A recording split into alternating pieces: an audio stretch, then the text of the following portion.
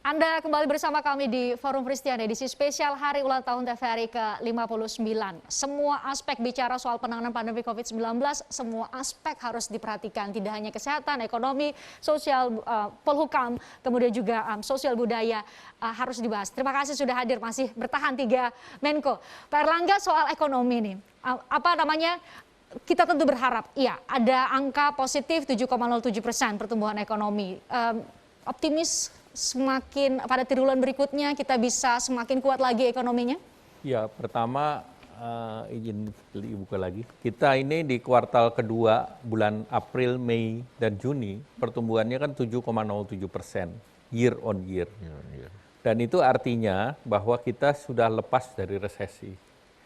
Dan kemudian kita lihat pada saat pertumbuhan ekonomi mencapai 7 dan 7,07 ini tertinggi sejak tahun 2004 yang lalu. Dan di situ pada saat itu jumlah kasus 100.000.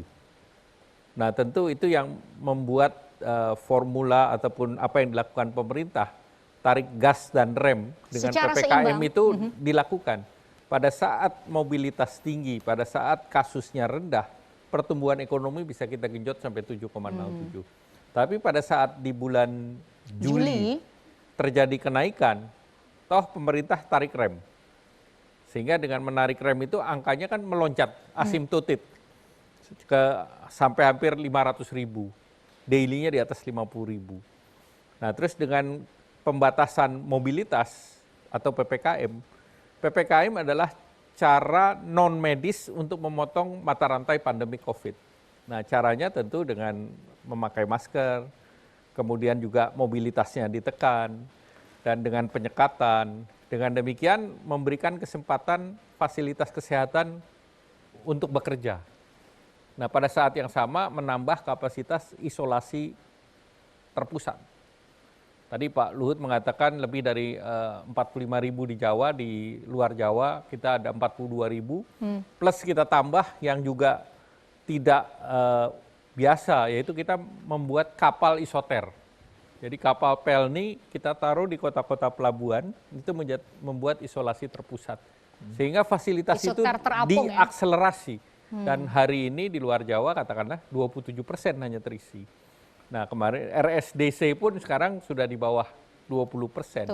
Padahal saat puncaknya di bulan Juli bisa mencapai 90%.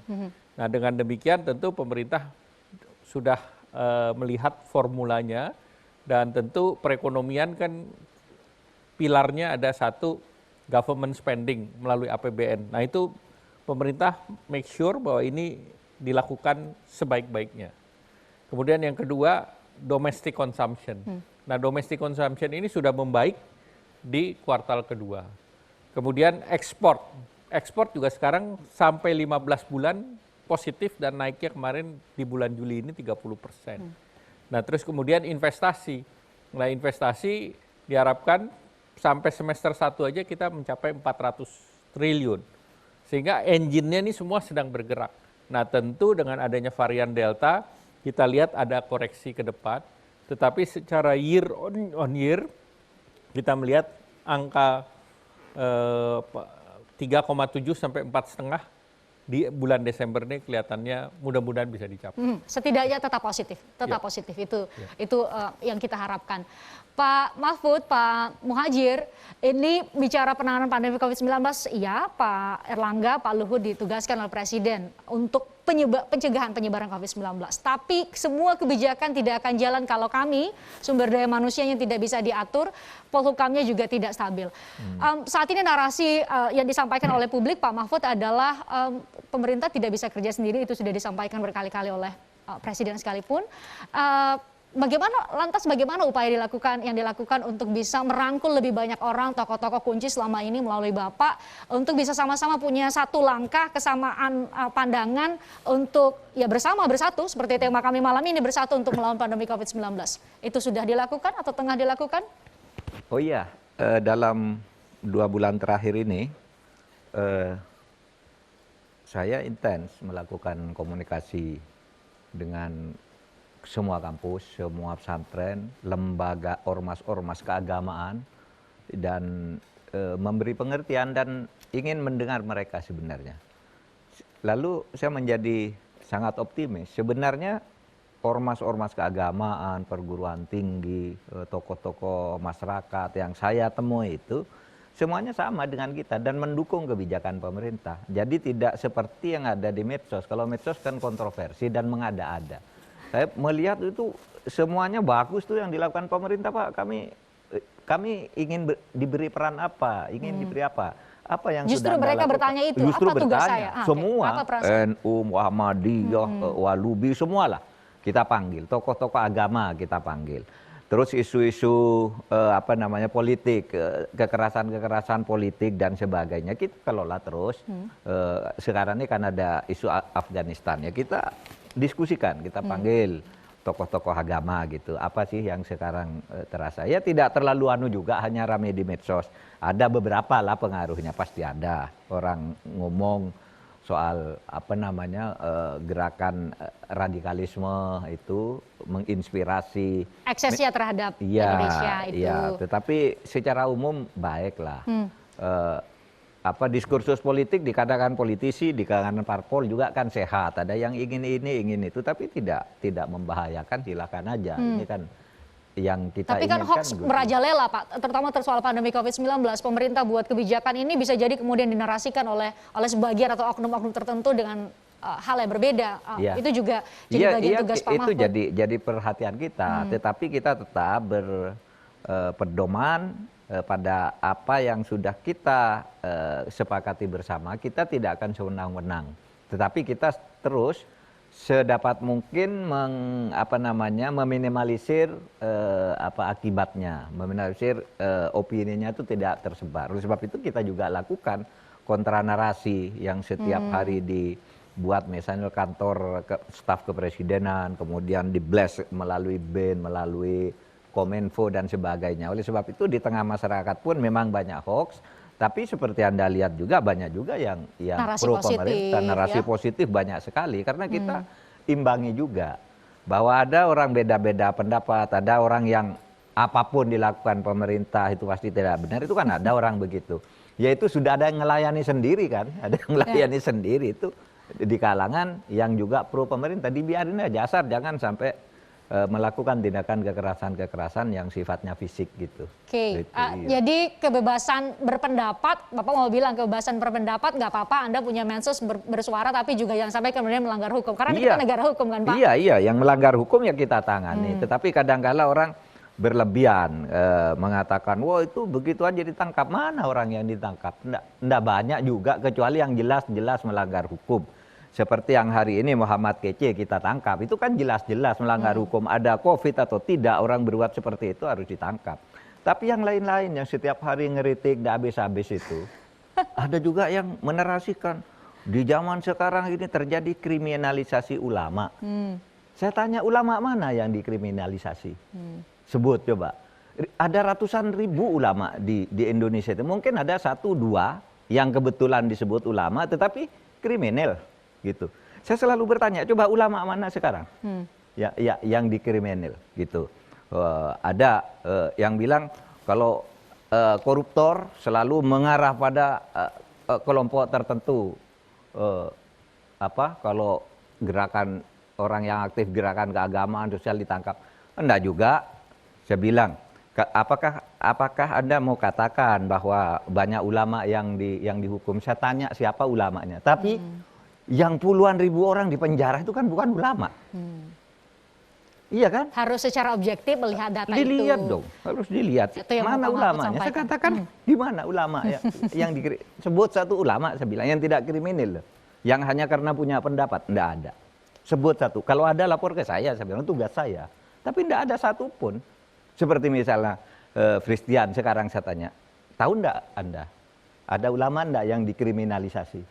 Kan enggak tahu kan? Saya langsung googling Pak. Hah? Saya langsung googling. Iya, nanti, coba. Sebagai Cari aja. anak muda. Enggak ada. Tapi yang bukan ulama yang masuk penjara itu ya puluhan ribu. Gitu kan? Bisa dicek di rutan-rutan. Ya, bisa cek di rutan-rutan. Gitu. Nah, yang seperti itu yang kita ini. Ada lagi yang sekarang lami kan soal moral ya, gambar-gambar di tembok. Itu rasanya ya Belum ada tuh yang ditangkap karena itu. Kalau itu dihapus dan Iya itu kan kalau dihapus itu kan urusan ketertiban. Kadang-kala kalau gambarnya bagus gitu dan di tempat yang netral itu kan tidak apa-apa. Tapi kalau misalnya gambar jorok, bukan hanya soal menyangkut politik ya gambar jorok gitu ya. Pasti kan pasti dititipkan dihapus petugas ya, kan. Satpol PP minimal. Iya. Dan itu sebenarnya tidak ada perburuan yang sifatnya pidana sampai sekarang loh ya. Karena mural itu kok ribut seperti ada orang ditangkap. Siapa yang ditangkap karena mural? Ini ributnya di ruang publik nyata atau di ruang publik digital nggak sih? Di digital aja. Coba, saya selalu tanya, saya telepon kabar Reskrim, bukan di telepon, saya temui beberapa hari yang lalu di kantor PPATK, Pak, apa benar tuh orang yang gambar mural gitu ditangkap? Enggak tuh Pak, katanya. Loh kok ribut gitu? Ya enggak tahu katanya. Kita enggak melakukan apa-apa. Bahwa memang Polres ya di Tangerang mengatakan itu harus dicari orangnya apa karena ini tidak boleh. Itu kan bukan tindak pidana. Itu kawasan yang tidak boleh gambar apapun gitu ya. Iya, dan di mana-mana kan banyak mural, kita biarkan aja gitu. Yang penting sopan ya. Yang penting sopan. Sopan dalam arti bukan hanya ekspresi politik bahwa misalnya sekarang wabah yang sebenarnya itu adalah lapar. Ya enggak apa-apa pemerintah juga katakan gitu kan. Makanya ada tim Kementerian di bidang ekonomi udah juga jelas, makanya ada program bantuan sosial, program ekonomi dan stimulus ya. Kita enggak pernah marah kalau mengatakan, "Wow, sekarang ini rakyat lapar." Ya memang iya, pemerintah itu yang mengatakan, datanya juga. Makanya dibuat ada stimulus bantuan sosial dari bantuan ekonomi sosial gitu.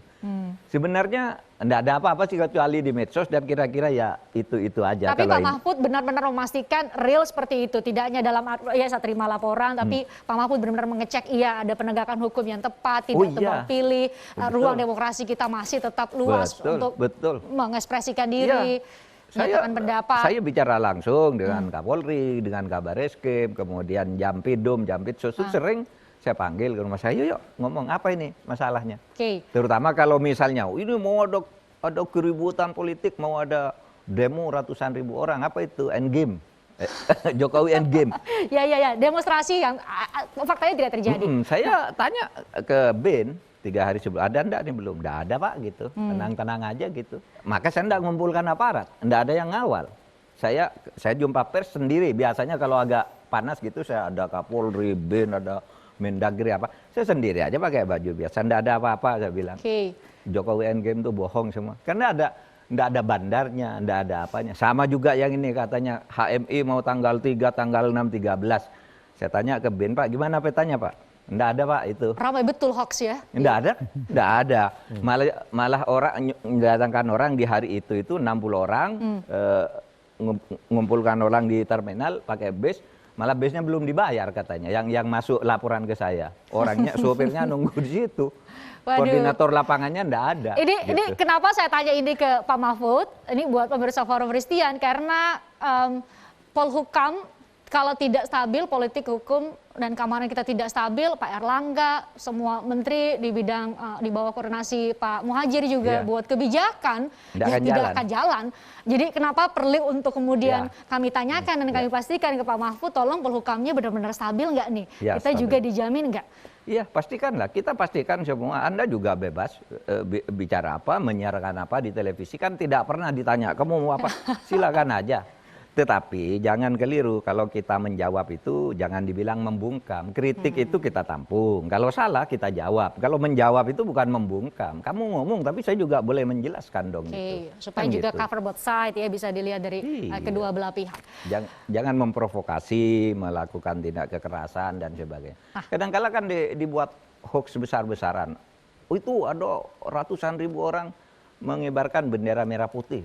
Ya kenapa orang mengira merah putih kan hanya menyatakan bahwa kami lapar. Iya kan? Kan tidak apa-apa.